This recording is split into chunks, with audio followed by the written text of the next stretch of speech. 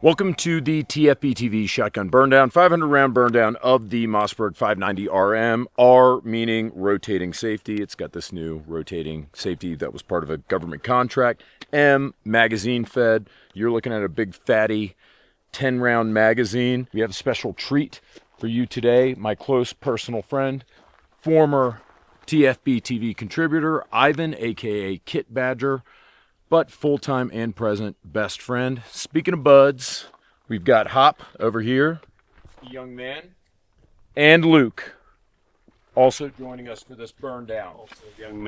Also a young man. Let's do it. Let's be honest with ourselves, fellas. A torture test of the Mossberg 590, totally unnecessary, and I say that for three reasons. First of all, the Mossberg 590, probably the undisputed burn down champ, having eaten 3,000 rounds of buckshot in one sitting during U.S. military trials. Second, its budget-minded little brother from the border, the Maverick 88, already passed what might be the toughest 500-round burn down we've ever done on this channel with flying colors. Third, I'm pretty sure I've already burned down at least one or two 590s before, but this isn't just any 590. This is a 590 with a big, black, detachable box magazine. This is the new Mossberg 590RM, and this thing is nasty. What I mean by that is, at least to me, it's uglier than the back of a ball sack, but when it dropped, man, you guys said it looked awesome, like it was the shotgun from Halo or something, and I get it. Some people think Corvettes look cool or that Taylor Swift is hot. We all have the right to our opinions, even when they're wrong. What I'm really asking is this: does slapping a magazine on this proven but wonderfully ugly shotgun mess with its reputation for reliability? That's what we're finding out in today's 500-round burn down, filmed on the hallowed grounds of Thunder Ranch. To kick it off, we got the legendary gun curmudgeon himself, Clint Smith, to share his thoughts before we hit the range. So it's a pump gun only? A pump gun with a magazine, like an interchangeable magazine. AR-15 style stock and pistol grip. The trigger is actually really nice, and it's got an AR style safety. It's rock and lock. There you go. Got it. So this is a new style, like almost AR style safety. Yeah. With it's good they did it, Abby, from the get-go. That takes all the people who want to put parts on this shit out of the loop. That's good. I've never had an argument with a pump gun. I'm intrigued when you guys shoot it that it works in a magazine fit. Sometimes the single ones didn't work, but I think that, to be honest with you, I think this one has a better chance because with them moving up in a double stack, there's going to be more pressure on that to work. I think this thing is absolutely hideous, but I think it's going to work. I mean, it's a 590. It's a Mossberg 590. It ain't a beauty contest. It's a gunfight. I just need the son of a bitch to work, okay?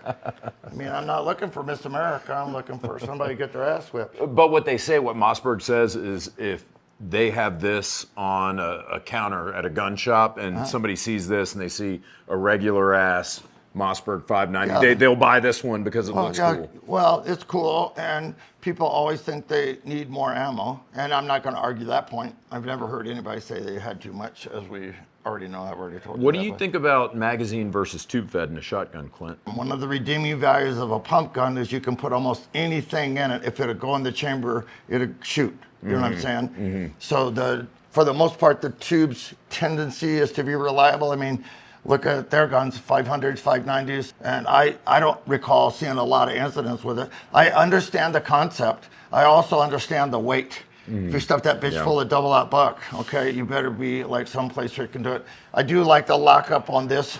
That takes a lot of the weeble wobble stuff out. I wondered if you would notice that. Yeah. And I'm not surprised you did. It takes the lock, it takes the wiggle out. Always in these, it's just like if somebody literally wanted to shoot a rifled slug and lay on the ground and they wanted to rest us, they could.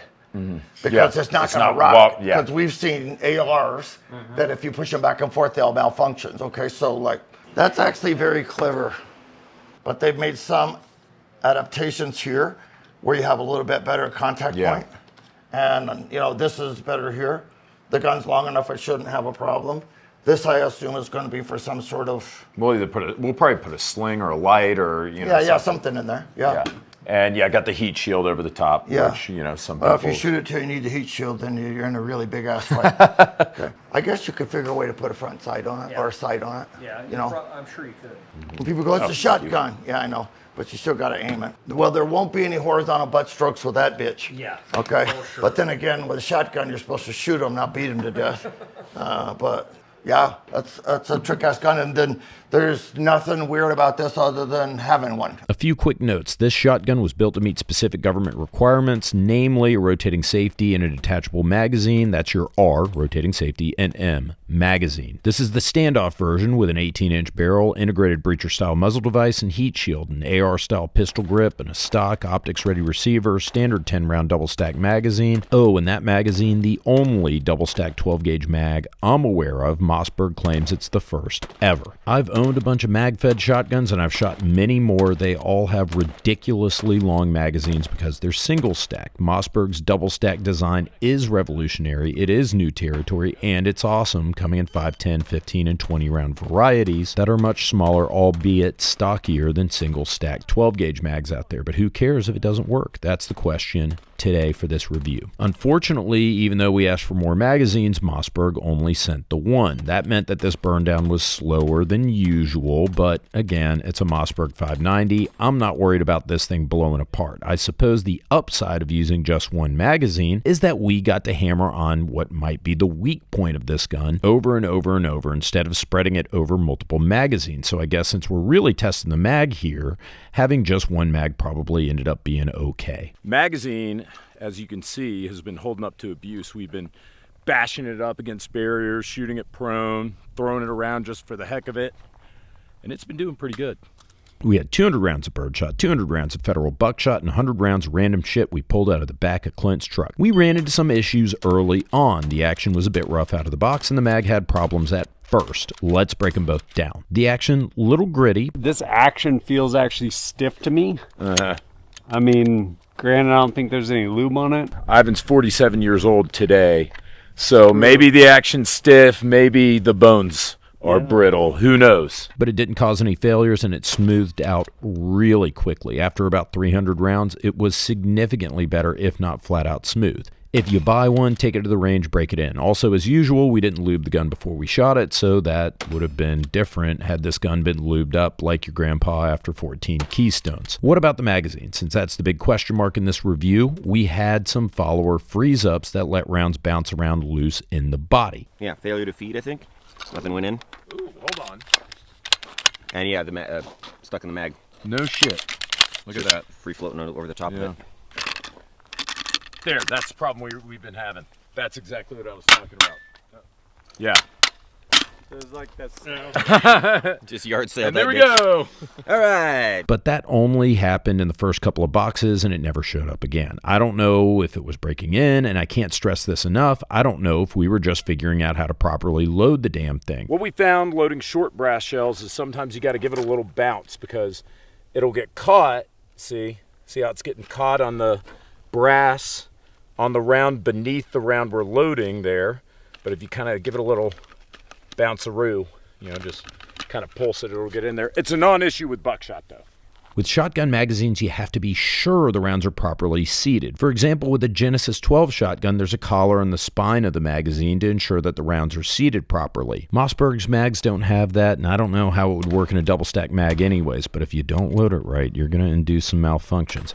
Mag-fed shotguns, kind of like living with a woman. You can do everything you think is right, but miss one thing, and you didn't know you missed it, and next thing you know, you're literally dead.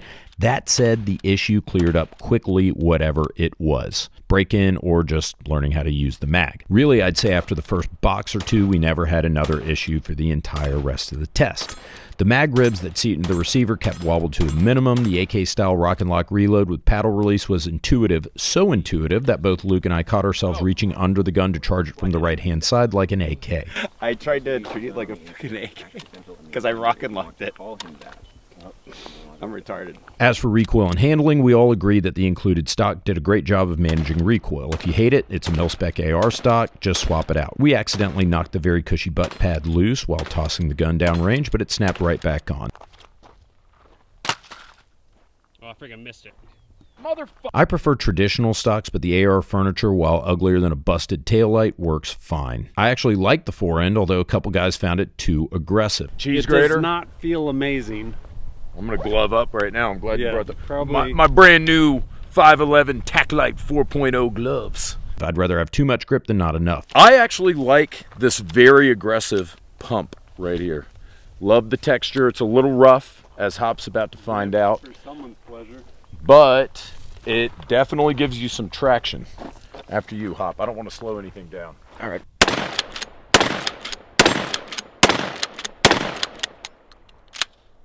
The whole setup ran so smoothly in concert that I called it Celine Dion. I like that new flat trigger too. Double up buck. We're going to unload this thing as fast as possible. We got a shot timer. 10 rounds as fast as possible. I think it's going to go pretty quickly out of this little pump. We ready, boys?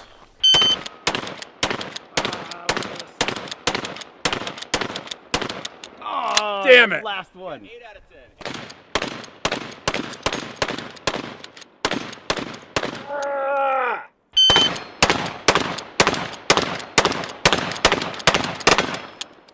How'd we do? I dumped 10 rounds in just a hair over 4 seconds, all hits on an IPSC-sized steel target at 15 plus yards. This is wild behavior for a pump gun. Now to the controls. The new safety, it's ambi, it's similar to ARs, but it's a little bit different. The geometry isn't quite right. It's not a one-to-one with an AR. I guess it's easy to get on to fire. Like, you have to like way break your grip to get back. I don't care for it because it's not an AR safety. Like, I think probably would have been better served with, like, it's a pump shotgun, just keep the pumps like their safety, I guess. Mm-hmm. It's a little bit hard to get used to the different battery of arms because it still feels like a pump shotgun until you realize your lifter or your action release is here. The safety probably is more intuitive if you're used to ARs. I just don't expect to see it there on a shotgun, so it feels weird, but I mean, it's still a pump. The pistol grip beaver tail doesn't match up to this plastic piece here. I don't know who makes this furniture, but it looks really weird. The heat shield, I think, always looks a little bit chintzy. Also, the fact that it's got a little gap in there so you can see what it's chambered for, but it doesn't line up with the chamber marking. What I see is chambered for bore. Right. Chambered for bore. It is chambered for bore. All right, who's next? I prefer Mossberg's old school Tang safety, which is truly ambi and thumb friendly, but government spec's going to government spec what you're going to do. The action release is on the rear of the trigger guard on the left side. Some found that awkward. I still prefer the original 590 controls, but the 590RM controls are fine. Did we have any issues with the gun over 500 rounds? Yeah, we did have some failures to eject with Fiocchi ammo, but every shotgun we tested that day, all 3 of them choked on this ammo specifically, so I'm not going to blame the Mossberg.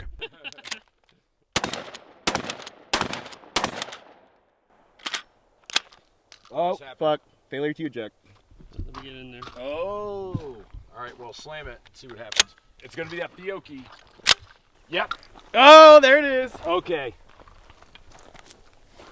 We just had a failure to eject with a pump shotgun. This is the Fiocchi. This Fiocchi Target Max has given us problems in every shotgun. We brought 3 shotguns, the Genesis 12, the Mossberg 990, the Mossberg 590RM.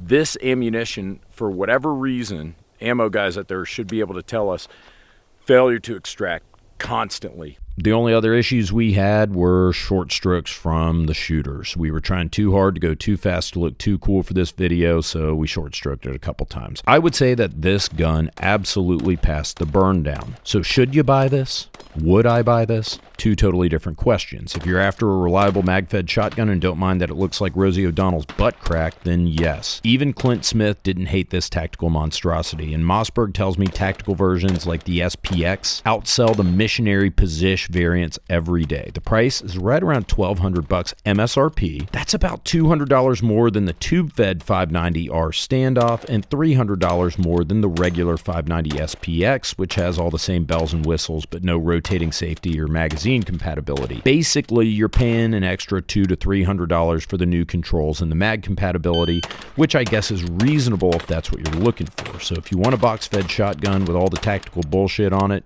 go for it, man. This thing runs and it runs fast. The double stack magazine is tough and reliable. One catch, it only feeds 2 3/4 inch shells, no 3-inch shells in the magazine. But trust me, guys, as someone who's probably used more shotguns than 99.8% of you out there, you don't need 3-inch shells with this shotgun. I mean, unless you're goose hunting with it, which you're not. What you should worry about are the extra complications that come with box magazines. They're a game changer on short barrel shotguns that only hold 4 or 5 total rounds, but when you already have 8 or 9 rounds in a tube gun, it's less of an advantage to have a magazine. Sure, reloading a mag's faster than jamming shells in by thumb, but where are you pulling these monster magazines from anyways? Your range bag? Your plate carrier? Your cavernous bee-hole? On the range, the mags are great. For duty-shooty use, more debatable. Want a visual example? Watch the shootout at the Victory Motel in LA Confidential. Drunk, belligerent Aussie Russell Crowe keeps topping off his pump gun with loose shells from his Blazer, and he steamrolls a bunch of dudes with Grandpappy's pencil barrel 38s and 1911s. You can't do that with a mag-fed shotgun unless you fully commit to the reload. You're not just topping it off one by one. You drop a shell loading a tube gun, no big deal. You drop a magazine, you're fumbling, you're probably losing 1, 2, or 3 rounds as we did when we dropped this magazine. Well, I just dropped the magazine and 3 of these motherfuckers popped out, so just be aware of that. That's the thing. If you drop this magazine, you're gonna lose a shell or 2 probably. Here, it's one more time. Yeah. 3. Yeah, 2, 3. Just something to be aware of. And you're losing time. If you get a malfunction, you might have to strip the mag out to clear it. We're not just talking about the gun's reliability anymore. Now we're talking about the magazine's reliability too. If faster reloads and higher capacity matter to you, the shotgun delivers. And I wouldn't hesitate to go with the mag-fed version in one of the short-barreled variants. It's a great trade-off. 20-inch gun, less of a benefit when you can get 9 rounds in the gun anyways. I've been tough on the 590RM from a pragmatic standpoint at the end of this video here, but only because the stakes are higher with mag-fed pumps. This gun passed the burn down. It shot really well. It held together. If you or if Mossberg think I'm being too harsh, the good news is you've got like 150 other Mossberg pump guns to choose from, and I'm not making that number up. Just go to their website. My pick might be to save a couple $100, get the 590 with Magpul furniture, a Holosun optic, spend the rest of the money on a sling and ammo. In 2025, Mossberg is kind of the reigning king of pump shotguns, with the 870 falling off a bit over the years, and there's no good reason to buy anything else if this is what you're looking for. Good job, Mossberg. Good job to my colleagues helping me out with this. Thank you to Thunder Ranch. Thank you to Top Gun Supply, your online shooting sports superstore, and Ventura Munitions, who sent us all the shotgun ammo we used. Thanks again for watching, guys, and take care of yourselves. Goodbye. 3, 2, 1. Oh, fuck!